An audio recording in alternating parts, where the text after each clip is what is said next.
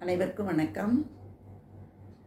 ராமகிருஷ்ண பரமஹம்சரை பற்றி நம்ம எல்லாருமே கேள்விப்பட்டிருப்போம்.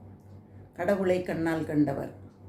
எல்லா சமயங்கள்லையுமே அவர் இருந்து ஒவ்வொரு சமயத்தை பற்றியும் ஆய்ந்து நிறைய உணர்ந்து அதன் பிறகு அவர் கல்கத்தாவிலே வாழ்ந்தவர்.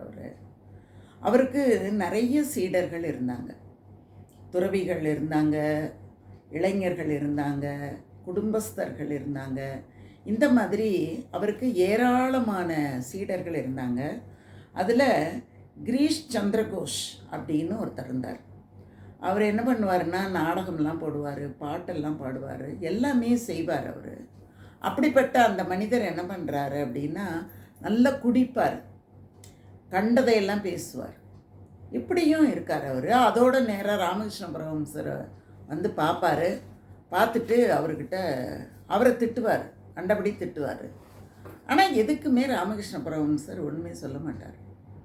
அப்போது ஒரு நாள் அந்த அவரோட கூட இருக்கிறவங்களாம் சொல்கிறாங்க, உங்களுக்கு இப்படி ஒரு சீடர் தேவை தானே, எப்படியெல்லாம் பேசுகிறாரு அவர், எப்படி மது அருந்துறாரு, கண்டபடி கண்டவங்களோட பழக்கம் உள்ளவராக இருக்கார், இவர் எப்படி ஒரு சீடராக இருக்க முடியும், சீடர்கள் அப்படின்னா அதற்கான பண்புகள்லாம் இருக்குல்ல, நீங்கள் ஏன் அவரை சீடராக வைத்திருக்கிறீர்கள் அப்படின்னு கேட்கும்போது ராமகிருஷ்ண பரமஹம்சர் சொல்லுவாராம், எனக்கும் அவருக்கும் 1000 இருக்கும், நீங்கள் விடுங்க அப்படின்னு சொல்லுவாராம்.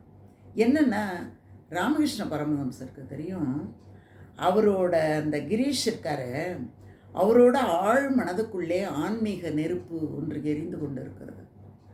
அந்த இதையெல்லாம் தள்ளி விட்டுட்டு அதை தூண்டி விட்டால் போதும், அடுத்த வினாடி அவர் மிக பிரகாசத்தோடு அவர் ஒளி வீசுவார் அப்படின்னு ராமகிருஷ்ண பரமஹம்சருக்கு தெரியும். அந்த கிரீஷுக்கும் அது தெரியும், தன்னுடைய உள்ளத்துக்குள்ளே ஏதோ ஒன்று இருக்குது, அது என்ன அப்படிங்கிறது அவருக்கு தெரியல. ஆனால் ஏதோ ஒரு ஈர்ப்பு இருக்கிறதுனால தானே அவர் கண்டபடி இருந்தால் கூட ராமகிருஷ்ண பரமஹம்சரை தேடி தேடி போனார்.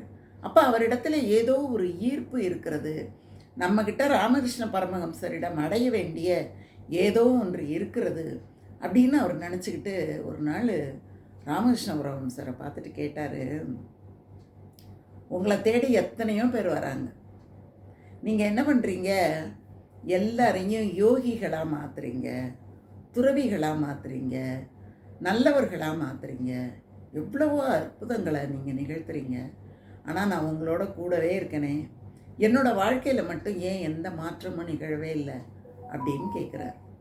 அப்போது ராமகிருஷ்ண பரமஹம்சர் சொல்கிறாரு, நீ முழுமையாக உன்னுடைய வாழ்க்கையை என்கிட்ட ஒப்படைச்ச அப்படின்னா நான் உன்னை மாற்றி விடுகிறேன் அப்படின்னு சொல்கிறார்.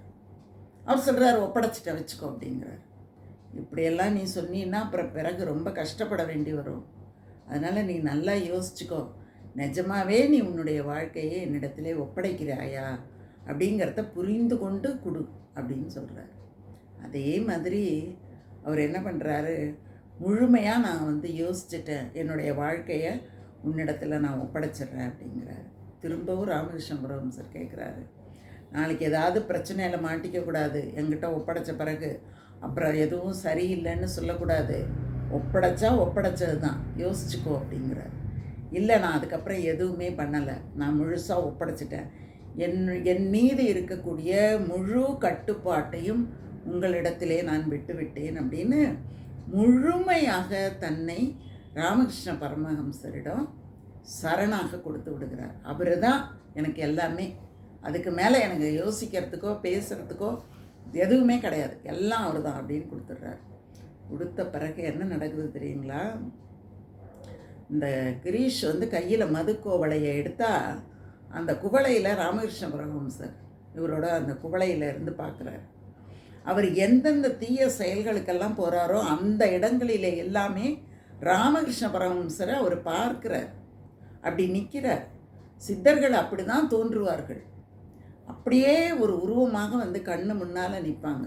ரெட்டியப்பட்டி சுவாமிகள் அப்படின்னு நம்ம தமிழகத்தில் ஒருத்தர் இருந்தார், அவர் அப்படி தான் தோன்றா துணையாக எல்லா இடங்கள்லையும் இருப்பார் அப்படின்னு அவருடைய பக்தர்கள் எல்லாரும் சொல்லுவாங்க.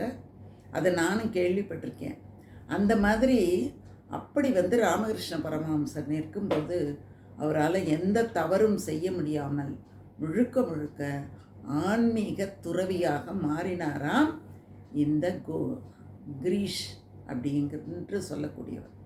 அதுக்கப்புறம் அவரை விவேகானந்தருக்கு அறிமுகப்படுத்தி வைத்ததாகவும், அதுக்கப்புறம் அவர்களுடைய அந்த ஆன்மீக தொடர்பு மிக சிறந்ததாக விளங்கியதாகவும் ஒரு செய்தி சொல்லப்படுகிறது. அது உண்மையாக இருக்கிறது. இதை நாம் உணரும்போது நாம் இறைவனிடத்திலே நம்மை முழுமையாக சரணடைந்து விட வேண்டும். அவரை நீ தான் எல்லாம், நல்லது நடந்தாலும் நீ தான், கெட்டது நடந்தாலும் நீ தான், என்னை முழுமையாக உன்னிடத்திலே ஒப்படைத்து விட்டேன் என்று நாம் ஒப்படைத்து விட்டால் அதற்கான பலனை நாம் நிச்சயமாக பெற முடியும்.